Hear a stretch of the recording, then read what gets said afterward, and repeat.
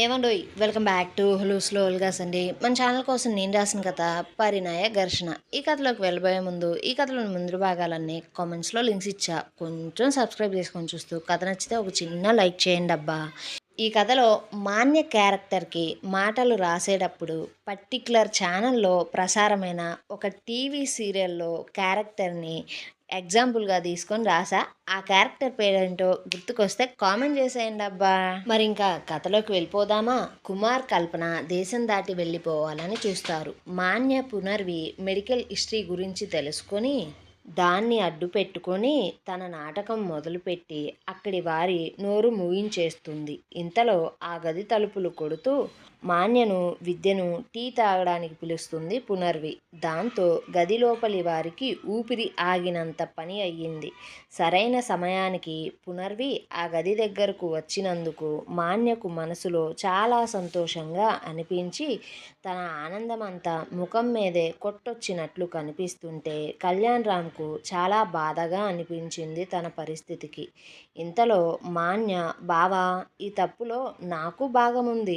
ఇక్కడ ఏం జరిగినా నేను నీతో పాటే భరిస్తాను. ముందు పునర్వికి విషయం అర్థమయ్యేలా చెబుదాం. తను అర్థం చేసుకుంటుంది. అయినా ఇందులో నీ తప్పేముంది? నీకు బిడ్డలు ఇవ్వలేని దాంతో నువ్వెలా అంటూ తనకు తానుగా మాటలు చెప్పుకుంటూ పోతుంటే ఆ మాటలు విని కళ్యాణ్కి వస్తున్న కోపం అక్కడి వారికి అర్థం అవుతూ ఉంటే అక్కడున్న ప్రతి ఒక్కరికి మాన్యకు అసలు ఈ విషయం ఎలా తెలిసిందో ఎవ్వరికీ అర్థం కావడం లేదు. ఇంతలో ఆ గదిలో కళ్యాణ్ గొంతు కంచు మోగుతున్నట్లు మోగి కోపం నిండిన కళ్ళతో మాన్యను చంపేసేలా చూస్తూ, అసలు ఈ విషయం నీకెలా తెలిసింది? నీతో ఎవరు చెప్పారు? అంటూ శరీరంలో ఉన్న ఓపికంతా గొంతులోకి తీసుకొని గద్దిస్తూ అడగ్గా మాన్యకు ఒక్కసారిగా గుండె ఆగినంత పని అయ్యింది ఆ గొంతును విని. అయినా సరే ఇప్పుడు వెనక్కు తగ్గితే ఇప్పటి వరకు చేసిందంతా బూడిదలో పోసిన పన్నీరు అవుతుందని లోపల భయం బయటకు కనిపించనివ్వకుండా, ఎవరు చెబితే ఏమైందిలే బావా, ఎలా తెలిస్తే ఏంటి, విషయమైతే తెలిసింది కదా అంటూ వారిని ఆలోచనలో పడేసే మాటలను మాట్లాడి ఒక్క ఉదితిన అడుగులు వేసి ఎవరూ ఊహించని విధంగా ఆ గది తలుపులు తీసింది. దాంతో పునర్వి గదిలోకి రాగా అక్కడ అందరూ ఒక్కచోటే కనిపించేసరికే పునర్వి వారందరి ముఖాలు చూస్తూ, ఏంటి అంతా ఇక్కడే ఉన్నారు, ఏం చేస్తున్నారు ఇక్కడ అంటూ వారికి కొద్ది దూరంలో ఉన్న కళ్యాణ్ రామ్ని చూడగా అతని చొక్కా మీద రక్తపు మరకలు చూసిన వెంటనే పునర్వి ఒక్కసారిగా చేతిలో ఉన్న టీ ట్రేని కింద పడేసి పరుగులాంటి నడకతో అతని దగ్గరకు వెళ్ళగా టీ ట్రే పడిన శబ్దానికి పక్క రూంలో ఉన్న ఆనంది కూడా పునర్విని వెతుక్కుంటూ ఆ గదికి వచ్చింది. అక్కడే కళ్యాణ్ రామ్ని, అతని చుట్టూ ఉన్న వారిని, వారి ముఖాల్లో కనిపిస్తున్న కంగారు, మాన్య ముఖంలో కనిపిస్తున్న చిన్నపాటి ఆనందాన్ని చూడగా అక్కడ ఏదో జరిగిందని, దానికి మాన్యే కారణమని భావిస్తుంది. ఇంతలో అభిరామ్ ఇంటికి వచ్చి ఆనంది గదికి వెళుతూ మాన్య గదిలోకి చూడగా అక్కడే అందరూ ఉన్నారని భావించి ఆ రూంలోకి వెళ్ళాడు. పునర్వి కళ్యాణ్ దగ్గరకు వెళ్ళి అతన్ని పట్టుకొని అతని చేతులను, నడుముపై శరీర భాగాలను ముందు వెనక చూస్తూ గాయాల కోసం వెతగ్గా అవి కనిపించకపోయేసరికే ప్రశాంతంగా ఊపిరి తీసుకుని, అసలు ఏమైంది కళ్యాణ్, ఎందుకు నీకు రక్తపు మరకలు పడ్డాయి అంటూ అతన్ని చిన్నగా చూడగా పునర్వికి మాన్య పెట్టిన లిప్స్టిక్ ముద్రలు కళ్యాణ్ మెడభాగంలో ఇంకా చొక్కా భాగాలలో స్పష్టంగా కనిపిస్తున్నాయి. దాంతో పునర్వి నమ్మలేనట్లు రెండడుగులు వెనక్కు వేసి కింద పడబోతుండగా పునర్విని అభిరామ్ పట్టుకోగా ఆమె నిలదొక్కుకొని అక్కడి ఉన్న వారందరి వైపు చూస్తూ, ఆ గదిలో మాన్య ఇంకా విద్య ఉంటారు కాబట్టి వారి వైపు చూస్తూ ఉంది. యతిన్ పునర్వి చూపుల్లో అర్థం గ్రహించి విద్యకు అడ్డంగా నుంచొని తలను అడ్డంగా ఊపగా పునర్వి మాన్యను చూస్తూ ఉంటే మాన్య చిన్నగా నవ్వుతూ సిగ్గుపడుతుంది.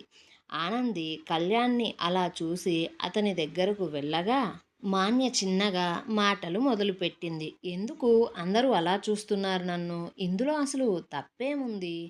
బావకు నన్ను పొందాలి అనిపించింది. నాకు బావంటే ఇష్టం. అందుకే నేను ఒప్పుకున్నా. అయినా పునర్వి, నువ్వే మా మధ్య వచ్చావు. లేకపోతే నేను బావకు భార్యను కావాల్సిన దాన్ని. ఏదో ఆనంది మీద ప్రేమతో ముందు వెనక ఆలోచించకుండా బావ నిన్ను కోపంతో చేసుకున్నాడే గాని అసలు నువ్వంటే బావకు ఇష్టమే లేదు. అయినా నిన్ను చేసుకొని మా బావ ఏం సుఖం అనుభవించాడు చెప్పు? కొన్ని రోజులు మీరు దగ్గర అవ్వాల. కలవక కలవక ఒకసారి కలిస్తే నువ్వు హాస్పిటల్లో జాయిన్ అయ్యావు. ఇక ఏ మగాడైనా తన సుఖాన్ని ఇలానే కదా చూసుకుంటాడు. అయినా నీలాంటి అంటూ ఇంకా ఏదో అనబోతుండగా ఆనంది ఒక్కసారిగా మాన్య ముందుకు వచ్చి లాగిపెట్టి చెంప చెల్లుమనిపించింది. దాంతో అక్కడున్న వారి ముఖం మీద చిన్నపాటి సంతోషం తొంగి చూసింది. దాంతో మాన్య, ఆనంది ఏంటిది ఇప్పుడు నేనేమన్నానని? పునర్వి సంసారానికి అంటూ ఇంకా మాట్లాడబోతుండగా ఆనంది మళ్ళీ లాగిపెట్టి మాన్య చెంప పగలగొట్టింది. దాంతో మాన్య కోపంగా ఆనంది మీద చెయ్యి చేసుకోబోతుండగా అభిరామ్ ఆనందిని వెనక్కు లాగి మాన్య చెయ్యి పట్టుకొని వెనక్కు నెట్టగా తను నేల మీద పడింది. దాంతో అక్కడున్న వారందరూ మాన్యను చీదరగా చూస్తుంటే పునర్వి ఆమెను పైకి లేపి అసలు ఇక్కడ ఏం జరుగుతుంది కళ్యాణ్ అంటూ గద్దించినట్లు అడగ్గా కళ్యాణ్ పునర్వి వైపు కొంచెం బాధగా భయంగా చూడగా మాన్య అతని పరిస్థితిని చూసి నవ్వుకుంటూ నేను చెప్తా పునర్వి, నేను కళ్యాణ్ బావ శారీరకంగా ఒకటయ్యాము, అదే ఇక్కడ జరిగింది అంటూ అక్కడున్న వారి వైపు చూస్తూ చిన్నగా కళ్ళగరేస్తూ పునర్వి, నేనేమి అంత మనసులేని దాన్నైతే కాదు, మనలో ఒక్కరే బావకు భార్యగా ఉంటాం అంటూ చిన్నగా కళ్యాణ్కి కన్ను కొట్టి చూడు పునర్వి, మనం ఇద్దరం బావతో శారీరకంగా ఒకటయ్యాం కాబట్టి ఎవరు ముందు తల్లి అయితే వారే బావకు భార్యగా ఉంటాం అంటూ చెప్పగా అభిరామ్ కళ్యాణ్ వైపు కోపంగా చూడగా ఆనంది ఈసారి మాన్య మాటలకు పట్టరాని కోపంతో మాన్య మీదకు పక్కనే ఉన్న చిన్న ఫ్లవర్ వాజ్ విసిరింది. అలా విసిరి అసలు ఏంటే నువ్వు ఇంత సిగ్గు లేకుండా తయారయ్యావు అంటే మాన్య తన తలకు తగిలిన దెబ్బను రుద్దుకుంటూ, అయినా నేనిప్పుడు చెప్పిన దాంట్లో తప్పేముంది? కావాలంటే బావనే అడుగు, తనే నన్ను దగ్గరకు తీసుకున్నాడు, తనే నన్ను రూమ్కి తీసుకుని వచ్చాడు అంటుంటే మదన్ మాన్యను గట్టిగా అరుస్తూ, ఎందుకు అబద్ధాలు ఆడుతున్నావు? అలా చేయవలసిన అవసరం అసలు కళ్యాణ్కి ఏంటి? అతనికి పెళ్ళయింది, నీకే అతని మీద ఇష్టం అంటుంటే మాన్య పరిస్థితి చేదాటిపోతుందని పునర్వినే పరిశీలిస్తూ ఇక లాభం లేదు అనుకొని ఆమె ఫోన్ తీసి, పునర్వి కావాలంటే ఈ ఫోన్ చూడు, ఇదిగో దీంట్లో ఉన్న దాని గురించే చెబుతూ నన్ను బావ భార్యగా చేసుకుంటాను అంటూ నన్ను తన పిల్ల అంటూ ఇంకా ఏదో చెప్పబోతూ ఫోన్ను చూపించే ప్రయత్నం చేస్తుంటే కళ్యాణ్ వెంటనే ఆ ఫోన్ తీసుకుని నేలకేసి కొట్టి మాన్యను కోపంగా చూస్తూ వెనక్కు నెట్టి పునర్వి, ఈమె మాటలు నమ్మకు అంటుంటే పునర్వి కళ్యాణ్ వైపు ఏడుస్తూ చూడగా మాన్య ఫోన్ పగిలిపోవడంతో తనలో తానే ఆలోచించుకుంటూ మనసులో ఏంటి బావ నేను పునర్వికి పిల్లలు పుట్టరు అనే నిజం చెబుతాను అని కూడా లేకుండా నా మీదే కోప్పడుతున్నాడు, నన్నే కొట్టాడు అంటూ పగిలిన ఫోన్ని చూస్తూ పైకి లేచి, బావా నువ్వు ఫోన్ పగలగొడితే నిజం మాత్రం చెప్పకుండా ఎలా ఉంటా అంటుంటే పునర్వి ఆపండి అంటూ గట్టిగా అరుస్తూ, కళ్యాణ్ నిజం చెప్పు, నాకు నిజం మాత్రమే కావాలి కళ్యాణ్, ఆ నిజం గురించి నిన్నే అడగడానికి గల కారణం నాకు ఇంకా నీ మీద నమ్మకం ఉంది అంటూ చెప్పగా కళ్యాణ్ తన ఫోన్లో ఇంట్లో ఉన్న సీసీటీవీ ఫుటేజ్ని అక్కడే పక్కనే ఉన్న టీవీకి కనెక్ట్ చేసి చూపించగా అందులో సెక్యూరిటీ గార్డ్ కళ్యాణ్ని స్పృహలేని స్థితిలో ఇంట్లోకి తీసుకుని రావడం, అతన్ని మాన్య తన గదికి తీసుకుని పోవడం అంతా కనిపిస్తుంది. దాంతో అందరూ ఆమెను చీదరగా చూడగా మాన్య నమ్మలేనట్లు చూస్తూ అది మరి అంటుంటే కళ్యాణ్ చిన్నగా నవ్వుతూ, నువ్వు ఎలాంటి దానివో నాకు తెలిసిన తరువాత కూడా నేను జాగ్రత్త పడకుండా ఎలా ఉంటాననుకున్నావు? పాము ఇంట్లో తిరుగుతుంటే కర్రలు ఎప్పుడూ రెడీగా ఉంచుకోవాలి. నువ్వు కూడా ఆ పాము లాంటి దానివే.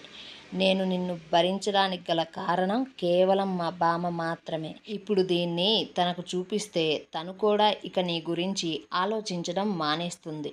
నువ్వు ఇలాంటి పనులు చేస్తావని అనుమానంతోనే నేను ఇంట్లో అన్ని మూలల సీసీ కెమెరాలను పెట్టా అంటూ వాటన్నిటినీ ఒకేసారి ప్లే చేయిస్తూ చూపించగా, అందులో కెమెరాలో మాన్య గదికి కళ్యాణ్ని తీసుకుని వస్తున్న సమయంలో గార్డెన్లో మదన్ విద్య కిస్సింగ్ సీన్ కూడా ప్లే అవుతుంది. దాంతో అందరూ వారి వైపు చూడగా అతీన్ నమ్మలేనట్లు విద్యను మదన్నే చూడగా వారికి చాలా ఇబ్బందిగా అనిపించింది. దాంతో మదన్ ముందుకొచ్చి ఈ జస్ట్ ఏ యాక్సిడెంట్ అంటూ చెప్పగా మాన్య కొంచెం ఆలోచిస్తూ చిన్నగా నవ్వుతూ, కళ్యాణ్ నువ్వు స్పృహలో ఉంటే ఏంటి లేకపోతే ఏంటి, నేను నిన్ను నా గదికి తీసుకుని వచ్చా కదా, ఈ గది లోపల జరిగిందైతే దానిలో రికార్డ్ అయి లేదు కదా, ఏది ఉంటే చూపించు. నువ్వు మత్తులో ఉండి నాతో కలిశావు, అందుకు సాక్ష్యంగా నా దగ్గర కొన్ని ఫోటోలు కూడా ఉన్నాయి.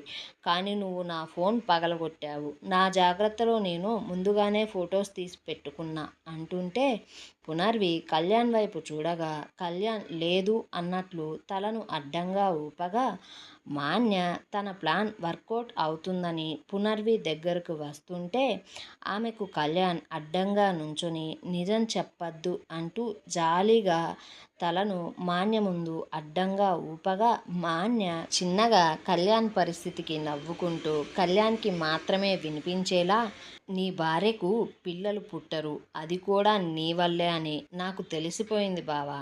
మర్యాదగా నన్ను రెండో భార్యగా ఒప్పుకొని నన్ను పెళ్లి చేసుకో, లేకపోతే ఆమెతో అస్సలు నిజం చెప్పేస్తా అంటుంటే కళ్యాణ్ను పక్కన నుంచోబెట్టి కళ్యాణ్ ముందుకు వచ్చి నుంచున్న పునర్వి, నాకు నీ మీద నమ్మకం ఉంది కళ్యాణ్, ఇలాంటి వారి మాటలను నేను నమ్మను అంటూ ఇంకా ఏదో చెప్పబోతుండగా మాన్య పెద్దగా నవ్వుతూ, అయితే పునర్వి ఇంకో 20 రోజులు ఆగితే తెలుస్తుంది నీ నమ్మకం విలువ ఏ పాటిదో. నాకిప్పుడు జరిగిన పనికి ప్రెగ్నెన్సీ వస్తుంది, అప్పుడు నీ నమ్మకం ఏమవుతుందో అంటుంటే పునర్వికి కన్నీళ్లు ఆగడమే లేదు మాన్య మాటలు వింటుంటే.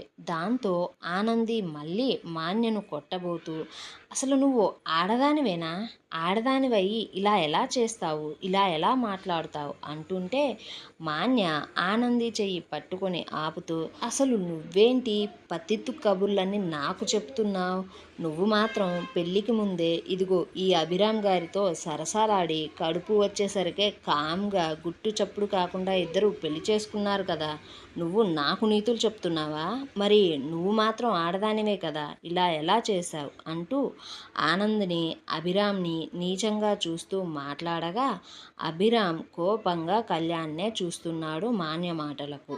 ఏమండోయ్ మరి ఇప్పుడు మాన్యను కళ్యాణ్ ఏ విధంగా ఎదుర్కోబోతున్నాడు, పునర్వి నమ్మకాన్ని ఎలా సంపాదించబోతున్నాడు? ఏమండోయ్ నేను వీడియో మొదట్లో చెప్పినాను కదా, మాన్య క్యారెక్టర్ రాయడానికి ఓ క్యారెక్టర్ని ఎగ్జాంపుల్గా తీసుకున్నానని.